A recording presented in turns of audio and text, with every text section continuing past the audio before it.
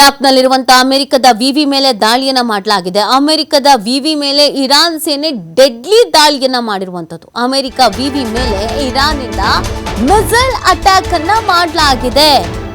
ನೋಡಿ, ಅಮೆರಿಕ ಇರಾನ್ನ ಮೇಲೆ ಈ ಡೆಡ್ಲಿ ಅಟ್ಯಾಕ್ ಅನ್ನ ಮಾಡಲಾಗ್ತಾ ಇದೆ. ಇನ್ನೊಂದು ಕಡೆಯಲ್ಲಿ ಅಮೆರಿಕದ ಕೆಲವಷ್ಟು ಪ್ರಮುಖ ಕಟ್ಟಡಗಳು ಹಾಗೆಯೇ ವಾಯುನೆಲೆ ಈ ಥರನ್ನೆಲ್ಲ ಗುರಿಯಾಗಿಸಿಕೊಂಡು ಅಟ್ಯಾಕ್ ಅನ್ನ ಮಾಡಲಾಗ್ತಾ ಇದೆ. ಇದೀಗ ಅಮೆರಿಕದ ವಿವಿ ಮೇಲೆ ದಾಳಿ ಆಗಿದೆ ಅನ್ನೋದು ಗೊತ್ತಾಗ್ತಾ ಇದೆ.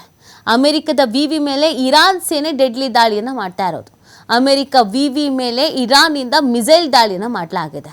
ಎರಡೂ ಕಡೆಯಿಂದಲೂ ಕೌಂಟರ್ ಅಟ್ಯಾಕ್ಗಳು ಅಂತಾರಲ್ಲ ಹಾಗೆ ಅಮೆರಿಕನೂ ದಾಳಿ ಮಾಡ್ತಾ ಇದೆ, ಇತ್ತ ಇರಾನ್ ಕೂಡ ದಾಳಿಯನ್ನು ಮಾಡ್ತಾ ಇದೆ. ಎರಡೂ ಕಡೆಯಿಂದಲೂ ಬ್ಯಾಕ್ ಟು ಬ್ಯಾಕ್ ದಾಳಿಗಳಂತೂ ಆಗ್ತಾ ಇದೆ.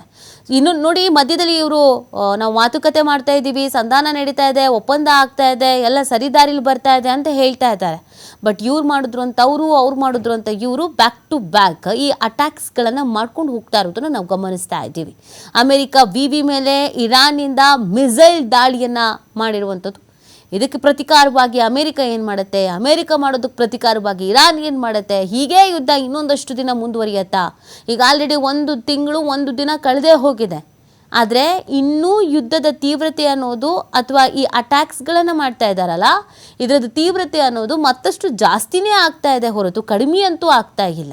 ಇದೀಗ ಅಮೆರಿಕದ ವಿವಿ ಮೇಲೇ ಇರಾನ್ ಸೇನೆ ಡೆಡ್ಲಿ ದಾಳಿಯೊಂದನ್ನು ಮಾಡಿರುವಂಥದ್ದು.